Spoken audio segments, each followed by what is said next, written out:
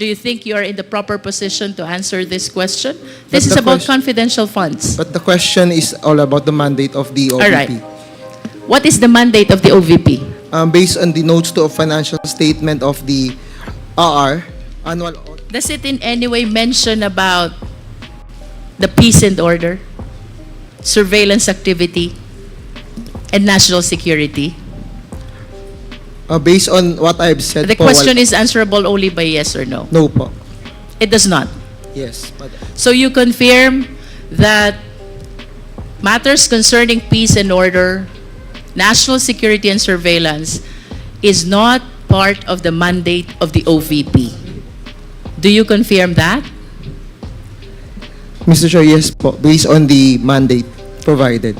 Yes. And why do you think the OVP was given confidential fund, considering that it is not part of the mandate to promote peace and order? I understand.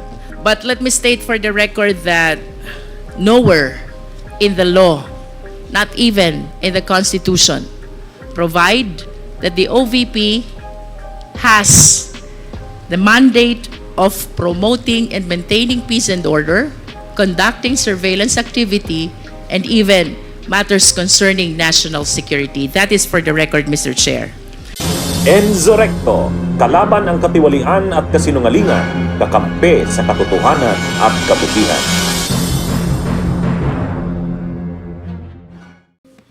Thank you, Mr. Chair. Good afternoon, everyone. Attorney Camora, the questions are directed to you. Before I proceed to the questions, I just want to have a clarification first about the confidential fund that were given to the OVP. Am I correct? We have 125 million for the last quarter of 2022. The same was utilized from December 20 to 31 of 2022. Yes, Mr. Chair.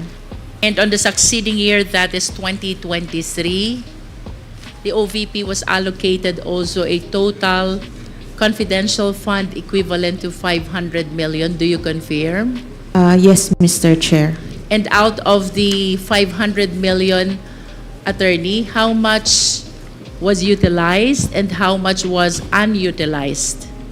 Mr. Chair, for 2023, they utilized for the first 3 quarters, which is 125 times 3, and for the fourth quarter, they did not cash advance the amount.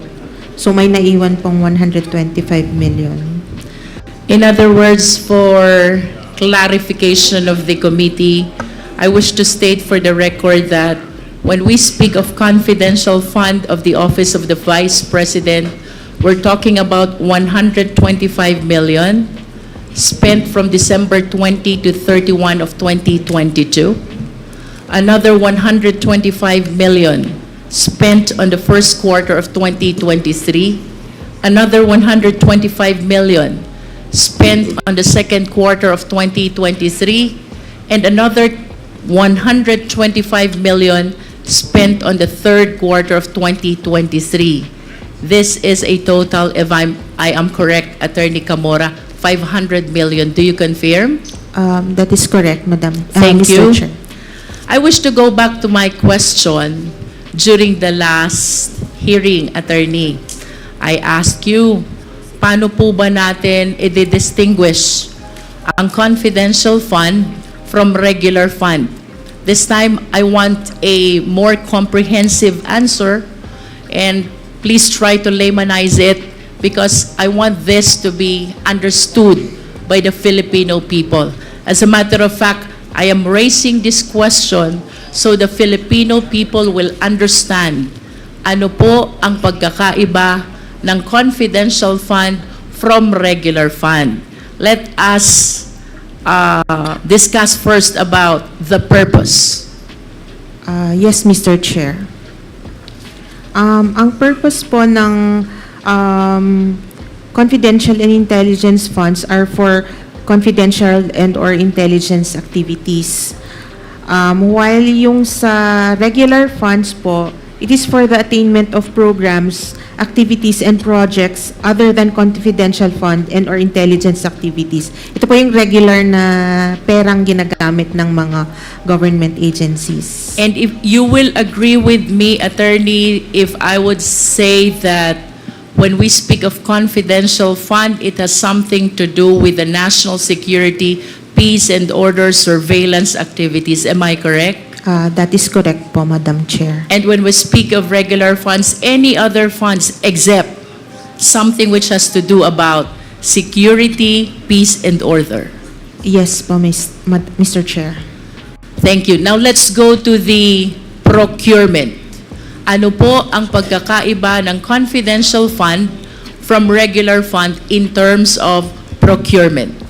Mr. Chair, in terms of procurement, the regular funds must follow the laws on procurement, which is now the RA 9184 as amended po. As to confidential and intelligence funds, to avoid compromising the confidential matters, it usually does not undergo procurement. And do you agree that we have this joint circular which regulate the utilization of confidential fund? Yes, Mr. Chair. Can you share with us what is that joint circular? It is the joint circular issued by the Commission on Audit, the Department of Budget and Management, the Department of the Interior and Local Government, the Governance Commission for GOCCs, and the Department of National Defense. Kanina, Attorney, you mentioned about Republic Act number 9184. This is the procurement law as amended, tama? Yes, Mr. Chair. And you would agree with me if I would say, under the procurement law, before you proceed to procurement, there has to be a posting. Yes, Mr. Chair.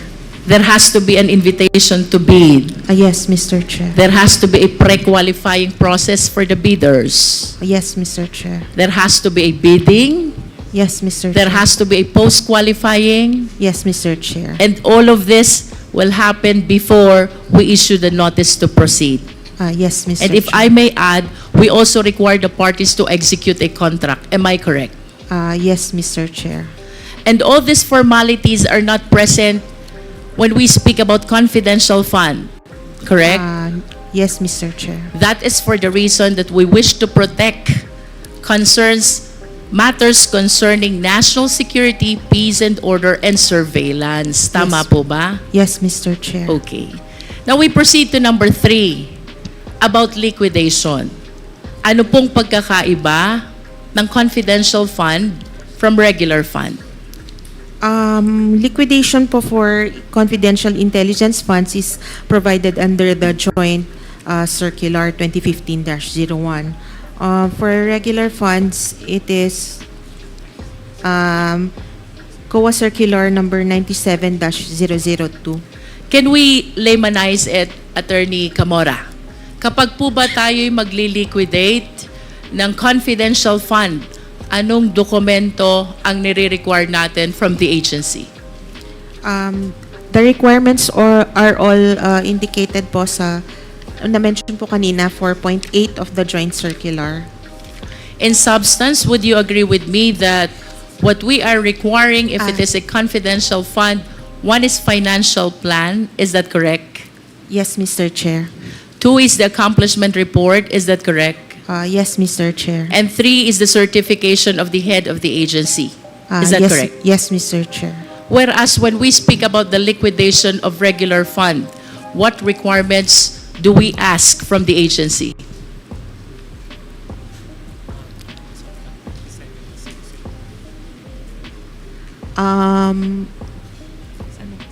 These are all under 97-002. I understand. If I would say that under the regular fund, you are requiring the MOA or the contract, am I correct? I understand that there is a long list of documents, but I'm trying to emphasize only the substantial documents which should not be absent in the compliance of liquidation requirements. Yes, Mr. Chair. there has to be a MOA or a contract if it is a regular fund. Second, there has to be a receipt. Yes, Mr. Chair. There has to be an invoice. Yes, Mr. Chair. Thank you. May I request the Secretariat to please flash the first slide. This slide summarizes the distinction between confidential fund and regular fund. In confidential fund, we have the Joint Circular 01, which regulates the same. For regular fund, we have the Procurement Law, otherwise known as RA 9184 as amended. As to purpose, confidential fund is for the purpose of peace and order and surveillance activities to promote national interest. Regular fund or other purposes other than those mentioned in the confidential fund. For procurement, there has to be posting and bidding, requirements which are not necessary for confidential fund. And for liquidation, in confidential fund, it is enough that there is a financial plan, an accomplishment report, and a certification of the head of agency. Whereas in regular fund, there has to be a receipt, an invoice, a copy of the MOA, a copy of the contract. Do you agree, Attorney? Yes, Mr. Chair. Okay. I will cite some illustration for the better understanding of the Filipino people. I will be using confidential fund. Ang bibilhin ko, supplies of materials and equipments. Kailangan ko po bang mag-post at mag-bid? No, Mr. Chair. Kailangan po ba na ang maging supplier nito is the lowest bidder? No, Mr. Chair. No. But if I will be using a regular fund, I will be purchasing supplies of materials and equipment. Of course, I need to go through the process of posting and bidding, and then I need to choose the lowest bidder. Tama po ba? Yes, Mr. Chair. And then, Attorney, I will be renting a safe house for surveillance activities. So this is a confidential fund. Yes, Mr. Chair. Kailangan ko po bang mag-posting at mag-bidding? No, Mr. Chair. No. Diretso na sa rental ng safe house for surveillance. Correct? Yes, Mr. Chair. Do I still have to evaluate, invite, to be able to choose the lowest cost of rental for the surveillance? No need, Mr. Chair. No need, because this is a confidential fund. I will be buying a car for surveillance activities. Kailangan ko po bang mag-posting and bidding? No, Mr. Chair. Do I need to Although- choose the lowest bidder? No, Mr. Chair. But if I will be using a regular fund, I need to go through the process of posting, bidding, and come up with the lowest bidder. Is that correct? That is correct, Mr. Chair. If I will be procuring an equipment for surveillance activities, kailangan po ba ang posting at bidding? No, Mr. Chair. No. Do I need to choose the lowest bidder? No, Mr. Chair. But if I will be utilizing a regular fund, these requirements are all necessary. Tama po ba? Tama po, Mr. Chair. Thank you. Now we proceed to confidential fund. I remember during the last hearing, tinanong po ito ni Honorable Marcoleta. He was saying that the other agencies and even the other LGUs have confidential fund as well. Tama po, Attorney? Tama po, Mr. You remember Chair. that? Yes, Mr. He Chair. made a manifestation that even the other agencies of the government and the LGUs have confidential fund. And I wish to share the second slide to our committee. That is the basis of the confidential fund of the LGU. And tantamount to saying that it is true that even the LGUs have confidential fund. This is DILG Memorandum Circular 2022-118 and the JMC 2015-01. Tama po ba ito, Attorney Camora? Tama po, Madam, Mr. Chair. And you will agree with me also that under Section 16 of the Local Government Code, kasama po sa mandate ng LGU is to promote and maintain peace and order. I think the lawyers will agree. The lawyers from the DILG. I understand you're from COA. Yes, Mr. Chair. So let me share this information that under Section 16 of the Local Government Code, bahagi po ng mandate ng LGUs, Local Government Unit, is to promote and maintain peace and order. And this justifies kung bakit mayroong confidential fund ang mga LGUs. Tama po ba, Attorney? Yes, Mr. Chair. Now let's go to the mandate of the OVP. Kasama po ba sa mandato ng OVP ang promotion ng peace and order, conduct of surveillance activity, and national security? May I ask po yung OVP team, mas knowledgeable po sila sa mandates. OVP team, please. You are from COA also, Yes, Mr. Chair. but May I you allowed are... to speak na po? May I allowed to speak na po? Go ahead. Can you please enlighten us, what office are you representing, why Attorney Camora refer you as the OVP team? Because I understand you're also from COA. I'm the audit team leader of the Office of the Vice Presidents for the audit of the regular funds. Audit team leader of the OVP with respect to regular funds. But I'm talking about confidential funds. Yes, Madam. Mr. Do you think you are in the proper position to answer this question? This is But the about question- confidential funds. But the question is all about the mandate of the OVP. All right. What is the mandate of the OVP? Based on the notes to a financial statement of the AR, Annual Audit Report, the OVP, as the second highest office in the land committed to the service of the nation, OVP performs executive, ceremonial, and advocacy functions, collaborating with stakeholders and organizations in both public and private sectors to develop and promote programs that uplift the lives of the Filipino people. That's the mandate of the Does it OVP. in any way mention about the peace and order, surveillance activity, and national security? Based on what I've said The po, question is answerable only by yes or no. no po. It does not.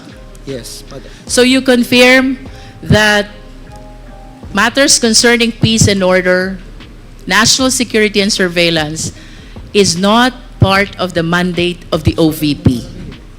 Do you confirm that? Mr. Chair, yes po, based on the mandate provided. Yes. And why do you think the OVP was given confidential fund, considering that it is not part of the mandate to promote peace and order? I think I'm not the right person to answer the question because I think it may course to the Department of Budget and Management because they're the one who provided the confidential fund in 2022. I understand.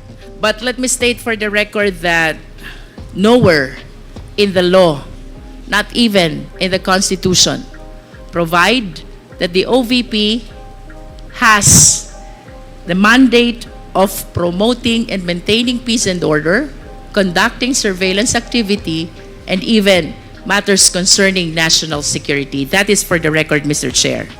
Now, talking about confidential fund, may we please flash the third slide?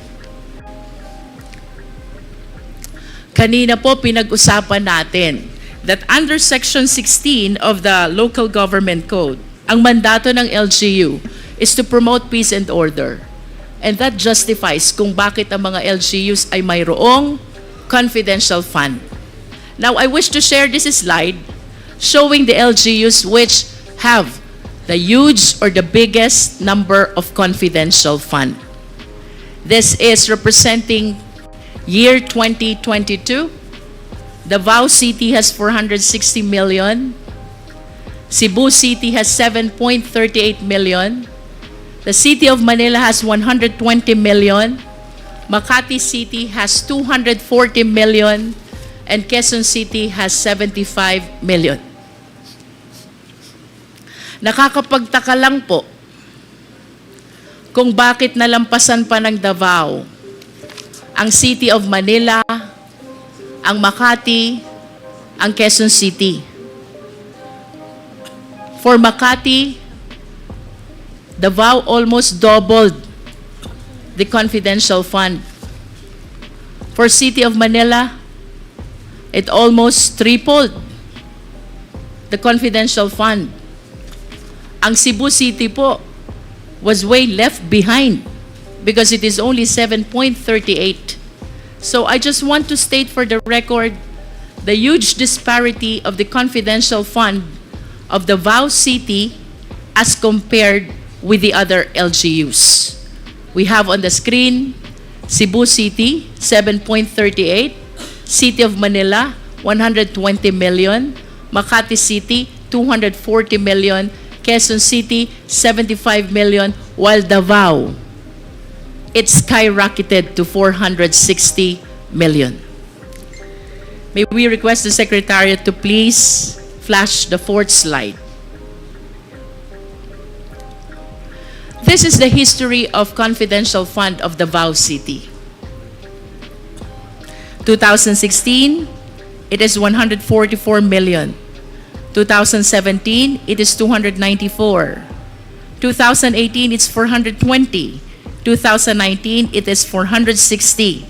2019 up to 2022, it is 460 million. I just wish to state for the record, Mr. Chair, that while we acknowledge that the LGU is entitled to confidential fund because under Section 16 of the Local Government Code, bahagi po ng mandato nila is the promotion of peace and order. I just wish to state for the record that during this time, 2018 to 2022, the mayor of Davao City, I believe, is no less than the vice president. And I wish to state for the record as well that the confidential fund that we're discussing about the OVP last quarter of 2022 and the first 3 quarters of 2023, the one in disposal is no less than our vice president as well. I wish to express I wish to lament that it seems to us that the confidential fund is being used comfortably. We have to emphasize that it is addressing a very important reason, and that is the promotion of peace and order, conduct of surveillance activities, including matters concerning national security. And if this is the case, Mr. Chair, I believe that the COA has to be very strict concerning the very loose, the very light, and the very few requirements which are being imposed in procurement and even liquidation of confidential funds. What I wish to point out, Mr. Chair, maluwag tayo sa confidential fund because we give value to matters concerning peace and order and national security. However, Mr. Chair, I observed na ito pong kaluagan na ito ay nagiging dahilan kung bakit ang COA ngayon are issuing the notice of disallowance, and even this Congress is prompted to conduct an inquiry in aid of legislation. I wish to manifest my observation that the irregularities which have been observed in the utilization of confidential fund in the office of the Vice President should be checked as well with respect to the utilization of confidential fund of Davao City during those time that the mayor is no less than our Vice President. I submit, Mr. Chair. May kulanong salita na ang ibig sabihin dito ay ang pagkakaisa. Bunyog Party List. Halika na, Bunyog Party List ka na. halika na, bumipatilis ka na. Sa susunod, ang atinang suportahan, Bunyog Party List, nagtataguyod ng katotohanan, lumalaban para sa bayan.